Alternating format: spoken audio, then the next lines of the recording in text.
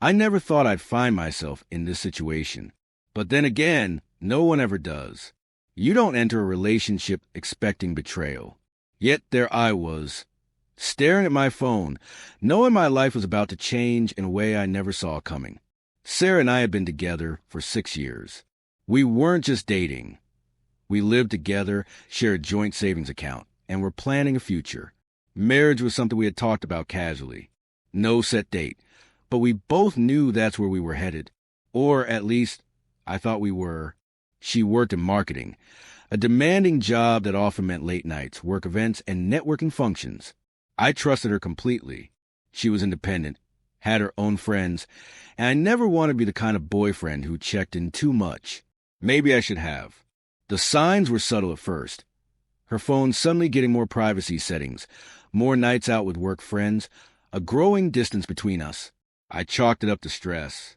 When I asked, she reassured me, told me I was overthinking, that I needed to relax. I believed her. I wanted to believe her. Then, one evening, my friend Josh sent me a message. Hey man, I don't know if I should be saying this, but I saw Sarah last night. She was with some guy. They were close. Too close. He attached a picture. It wasn't explicit, just Sarah at a bar, leaning into some guy, her hand resting on his thigh. Maybe not undeniable proof, but definitely not nothing. I felt sick. I told myself there had to be an explanation. I didn't want to jump to conclusions. So I did something I never thought I'd do. I checked her phone while she was in the shower.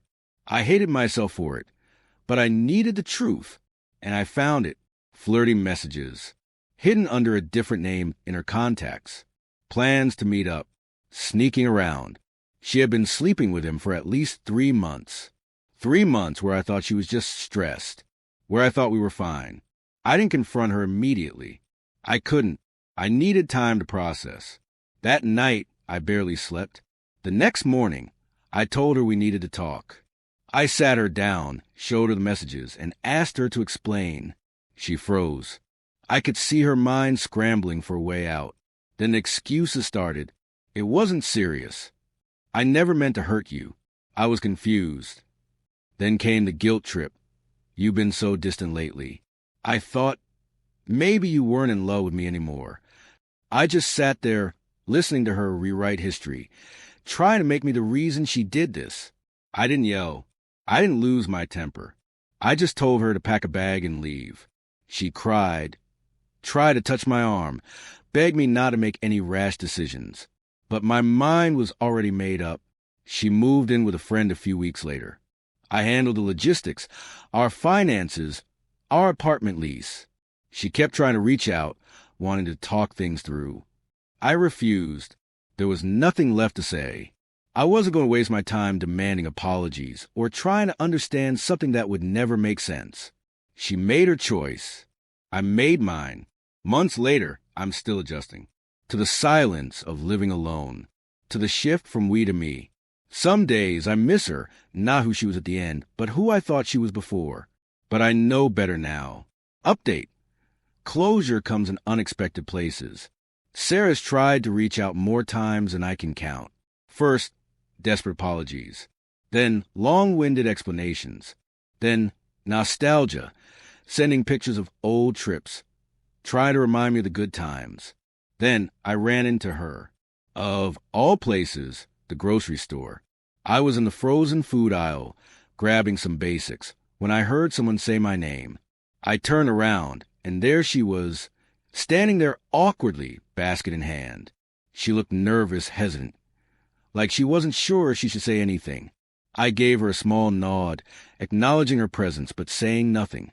She took it as an invitation to speak. "Hey, how have you been?" she asked, her voice softer than I remembered. I shrugged. "I've been good." And I meant it. I've been focusing on myself, hitting the gym more, reconnecting with old friends, picking up hobbies I'd neglected. I wasn't bitter anymore. Just done. She sighed, shifting on her feet. "I miss you." I looked at her for a second and simply said, "I don't." That was it. She didn't try to follow me, didn't plead or make a scene, just stood there as I turned and walked away. And in that moment, I realized I felt nothing. No anger, no sadness, no nostalgia, just indifference. And that, more than anything, felt like the biggest win of all. Update 2, moving forward. People have told me I was lucky to find out before marriage or kids. And I completely agree. It could have been so much worse. For those wondering if she went back to the guy she cheated with, I don't know. And I don't care. Her choices are no longer my concern. Someone asked if I'll ever be able to trust again. Honestly, I don't know. Right now, I'm just enjoying the peace of being single, of focusing on my own life. Maybe one day, but I'm in no rush. To everyone who reached out with support, thank you. It means more than I can say. And to anyone going through the same thing, remember this. A simple, I don't miss you, is more powerful than any long speech or argument. Sometimes people need the cold, hard truth.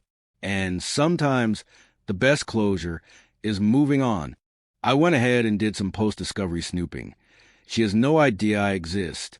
Tonight is the biggest night of my boyfriend's life. He's receiving a state award at a huge dinner with a few hundred people attending, including his parents, council members, and other important figures.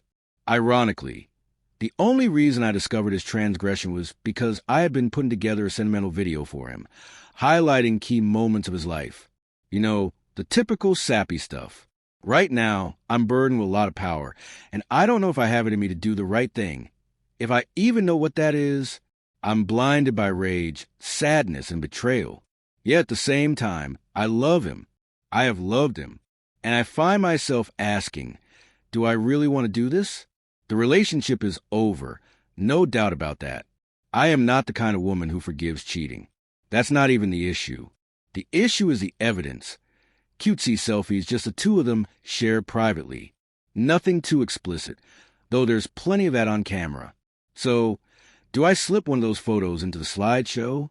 A quiet, private message just for him, one that no one else will recognize? Or do I confront him after his moment and the spotlight has passed? I'm not the type to ghost or disappear without a word. That's not my style. But should I, just this once, take the petty route? Reddit weighs in. If nobody else would pick up on it, but the two of you, do it. Slip the photo in, make eye contact when it appears, then get up and walk out. You don't always have to take the high road. I chuckle when I read that. The only reason I do it is for that eye contact, to make sure he knows that I know, but I'm not sure I have the guts. I'm no Olivia Pope. Update, 6 weeks later. It's been a month and a half since everything went down. I never intended to post an update. I was afraid of the fallout, depending on what I chose to do. So what did I do? I took the vengeful, immature route, and I don't regret it. I slipped a few photos of the two of them into the slideshow, tasteful ones, nothing that would raise eyebrows, just enough to send a message. I stood at the podium, spoke kindly about him, and when my turn was over, I walked out. Driving home, I felt calm, in control. 20 minutes later, the text started. Where did you go? What do you know? Where did you find those photos? Is there more? I responded with a single message. I know you've been ***ing her. There are no more photos. There weren't any. But I let him wonder. He didn't come home that night, or the next. When he finally called, he asked to meet somewhere public. I agreed. Starbucks. He showed up a few minutes late, took the seat across from me, and launched straight into excuses. It just happened. I regret it fully. She doesn't mean anything to me. She just looked like a girl I had a crush on in high school, and I was powerless against my teenage self. I let him talk. No interruptions. Just silence. When he finally stopped, waiting for my response, all I asked was, "So, where did you stay the past few nights?" Silence. Her place? More silence. "And what did you do?" He wouldn't answer. I already knew. He started talking over himself again, apologizing, begging, promising to change. I told him I didn't want him to have to change. That if cheating was who he was, then that just wasn't someone I want to be with. Then he said something unexpected. "I was thinking of proposing to you." I just shrugged. Good thing I found out before. Fast forward. A few weeks later, he was fully moved out. We've cut contact. People still ask me about him, and I just tell them, he left me for a girl who looked like his high school crush. And that's the end of it. Final thoughts. We're broken up. We are never, ever, ever getting back together. And I feel no regrets. Like one commenter said, you don't always have to take the high road. Would you have done the same? What would you have done in my situation?